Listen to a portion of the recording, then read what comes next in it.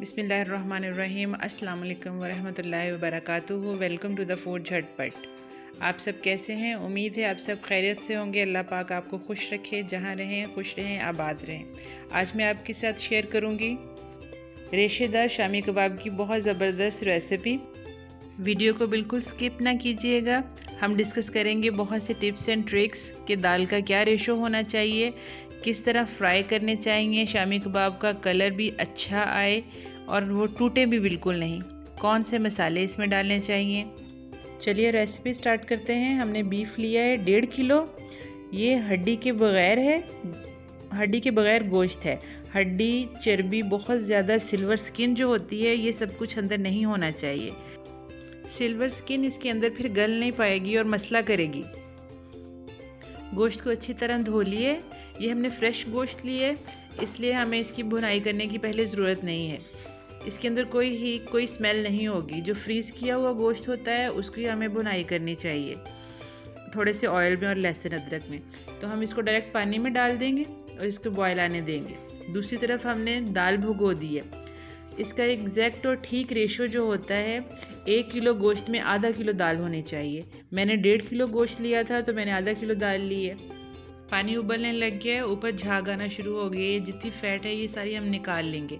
हम इसे प्रेशर में नहीं पकाएंगे, इसलिए हमने गोश्त को पहले चढ़ा दिया है कि वो थोड़ा गल जाएगा तो हम बाद में बाकी चीज़ें डालेंगे।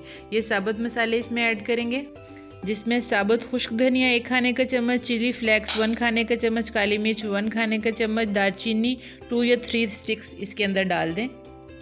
तकरीबन आधा घंटा के बाद हम इसमें पाउडर मसाले भी डालेंगे, जिसके अंदर भुना कुटा ज़ीरा 1 टेबलस्पून, भुना कुटा धनिया, सफ़ेद धनिया 1 टेबलस्पून, सुरख मिर्च डालेंगे 1 टेबलस्पून, हल्दी डालेंगे 1 टीस्पून छोटा खाने का चम्मच, काली मिर्च डालेंगे 1 खाने का चम्मच, नमक डालेंगे 2 टेबलस्पून या उसे बाद में भी डाला जा सकता है चेक करके।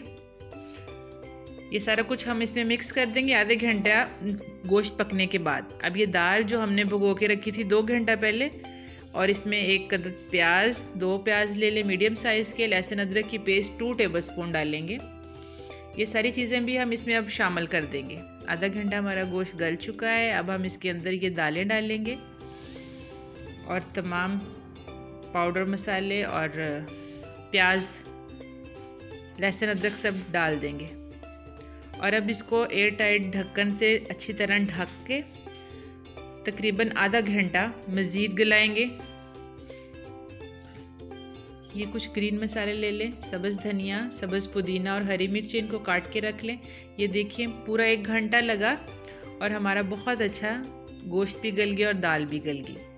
अब इस मिक्सचर को 2 तरीके से हम ग्राइंड कर सकते हैं। एक तो सिलबट्टे के ऊपर करेंगे, इस तरह रेशे बनते हैं और जितने खड़े मसाले हैं वो भी अच्छी तरह पिस जाते हैं। दूसरा तरीका चॉपर के अंदर होता है, तो उस तरीके से भी ठीक है, लेकिन उसमें रेशा नहीं बनेगा। फिर ये चीज़ जहन में रखनी है, तो वो ज़्यादा फ्लेवरफुल नहीं होगा। थोड़ी सी मेहनत कर लेंगे तो बहुत अच्छा रिज़ल्ट आएगा, बहुत अच्छे बनेंगे।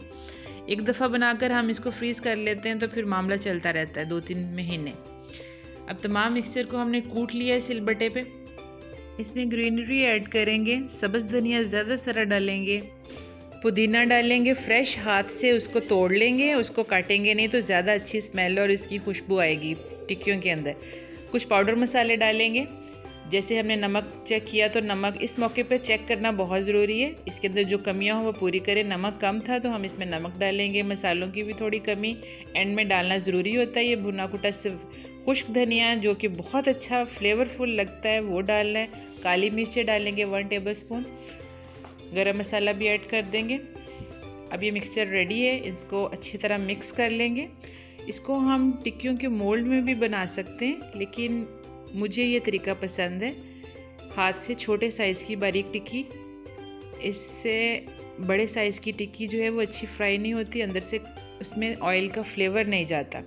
तो ये छोटे साइज़ में टिक्की जो होती है ये बेस्ट रहती है। चाय के साथ, चावलों, पुलाव के साथ, रायते के साथ, स्नैक्स की शक्ल में यानी ब्रेड के साथ लगाकर बच्चों को दें, ये बहुत मज़ा देती है, फ्लेवरफुल लगती है। हम इसको अंडे के अंदर फोल्ड करेंगे और इसको फ्राई करते जाएंगे। शैलो फ्राई करेंगे इसको। तवा, फ्राई पैन जो मर्ज़ी ले लें, मुझे तवा बेस्ट लगता है क्योंकि एट वंस इतने सारे बनाए जा सकते हैं। ये देखें टिक्की का टेक्सचर चेक करें, इसमें रेशा चेक करें, क्योंकि ये सिल बटे पे बनी हुई है इसलिए इसके अंदर रेशा है। अगर मैं इसे चॉपर में डालती तो ये रेशे सारे टूट फूट जाने थे। इसको मुख्तलिफ़ तरीक़ों से हम सर्व कर सकते हैं। इसको बच्चों को नाश्ते के अंदर हम ब्रेड के साथ दे सकते हैं, बर्गर के बना के दिए जा सकते हैं जो बहुत इंटरेस्टिंग लगते हैं। तो ये बच्चों के लिए अच्छे हैं, सेहत के लिए भी अच्छे हैं, देने चाहिए। अदरवाइज़ बड़े ही खाते हैं, बच्चे तो इनको टच ही नहीं करते। मैं यहाँ पर 2 टिप्स देना चाहूँगी। एक तो ये कि अगर मिक्सर लूज़ हो जाए यानी कि वो पतला बने तो थोड़ी देर फ्रिज में रख लें, दाल जो है वो हार्ड हो जाएगी तो फिर परफेक्ट कबाब बनेंगे।